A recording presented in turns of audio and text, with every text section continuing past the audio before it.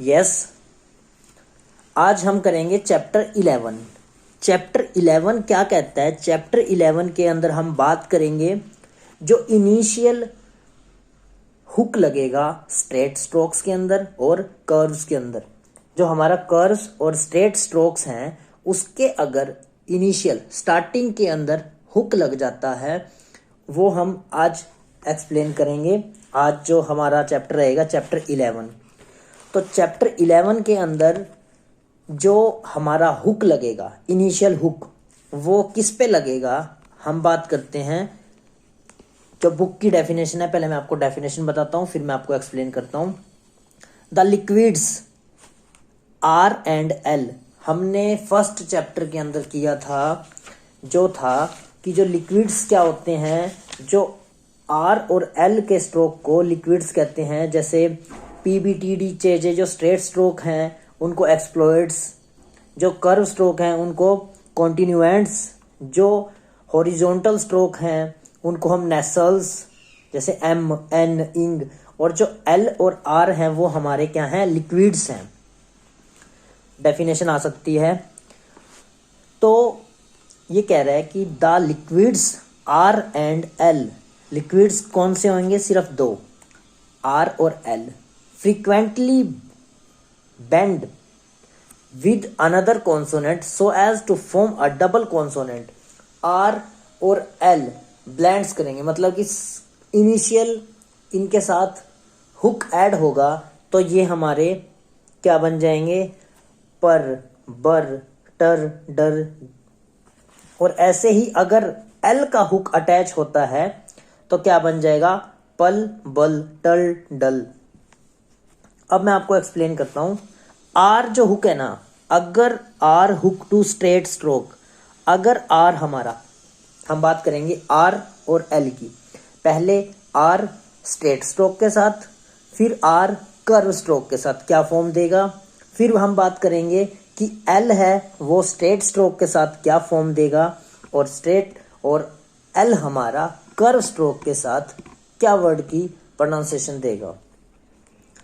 हम बात कर रहे हैं आर की। R hook to straight strokes. A small initial hook, a small initial hook, small initial hook return with right motion. Right motion मैंने पहले भी एक्सप्लेन किया था। अगर क्लॉकवाइज, जैसे घड़ी जिस डायरेक्शन के अंदर रोटेट कर रही है, जो सेकंड की मिनट, सेकंड की जो हमारी नीडल है वो हमारा राइट मोशन होता है, और जो लेफ्ट मोशन है वो एंटी क्लॉकवाइज को हम लेफ्ट मोशन कहेंगे। अब हमारा इनिशियल हुक लगेगा राइट मोशन के अंदर, तो हमारा स्ट्रेट स्ट्रोक के साथ तो हमारा बनता है, पी से बन जाएगा पर, बी से बर, टी से टर, डी से डर, चर, जर, कर, गर। जब हमारा आर के साथ इनिशियल हुक लग गया राइट मोशन के अंदर तो हमारा पर, बर, टर, डर, चर, जर, गर, गर, कर, कर, गर ये बनता है। अब हम बात करते हैं जब हमारा आर के साथ इनिशियल हुक लग गया इन कर्व स्ट्रोक के अंदर। कर्व स्ट्रोक के अंदर क्या डायरेक्शन रहेगी, कर्व स्ट्रोक के अंदर इनसाइड द कर्व। अगर इनिशियल हुक लगता है, हमारा इनिशियल हुक लगता है इनसाइड द कर्व, तो वो हमारा आर की साउंड देगा। जैसे एफ से बन जाएगा फर, वी से वर, थर, शर, जर, मर, नर।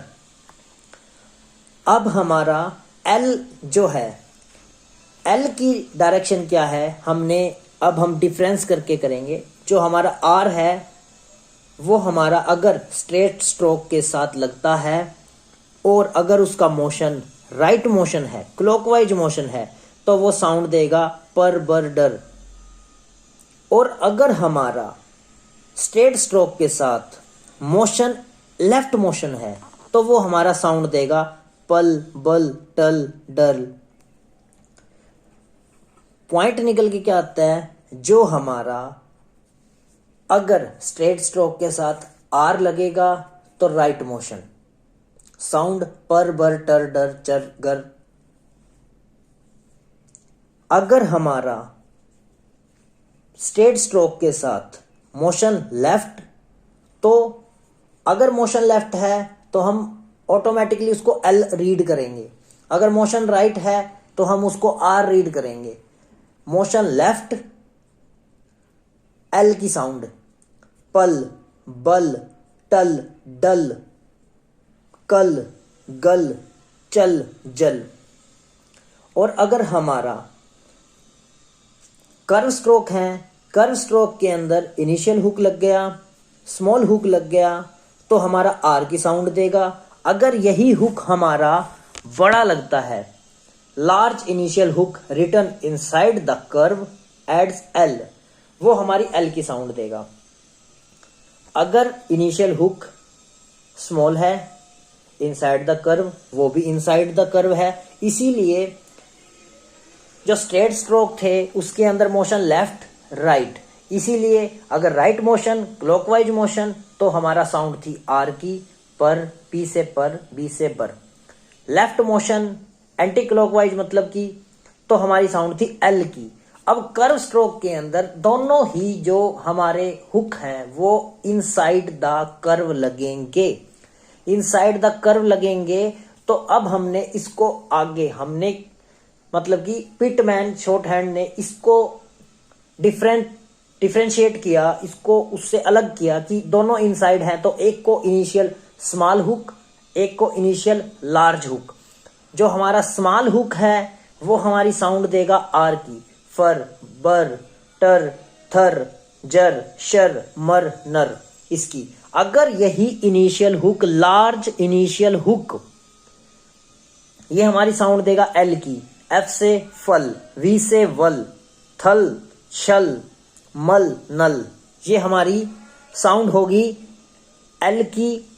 इनिशियल लार्ज हुक अगर इनसाइड द कर्व लगता है तो वो एल की साउंड देगा। अब मैं एक बार फिर रिवाइज करवा रहा हूं।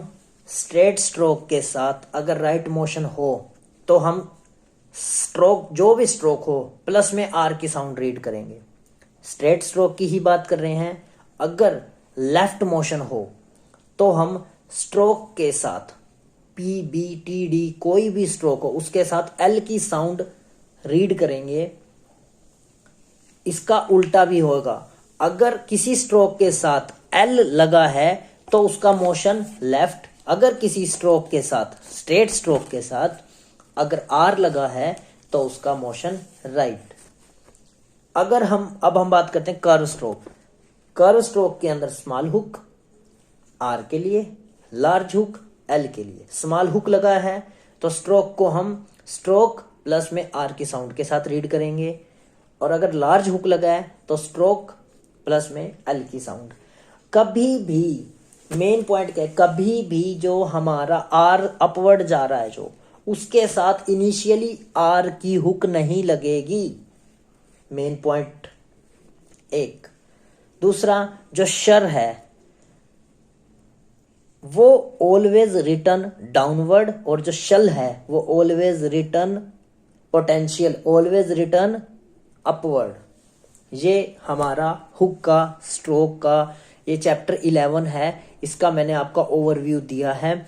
अब हम बात करते हैं extended use of L hook. एक पॉइंट हमारा जो है वो है कि small hook to NG, NG का जो इंग का हुक होता है, एनजी का जो हुक है, कर्व स्ट्रोक है जो, अगर उसके साथ हमारा इनसाइड इनिशियल हुक कर देते हैं तो वो हमारा एनजी के साथ कर और गर की साउंड देगा। जैसे बैंकर, एनजी कर, बैंकर, फिंगर, ये हमारा कि एनजी के साथ हमारा इनिशियल हुक लगता है तो वो हमारी जो बैंकर, फिंगर, एनजी प्लस कर, एनजी प्लस गर की साउंड देगा। ये हमारा चैप्टर 11 कंप्लीट होता है।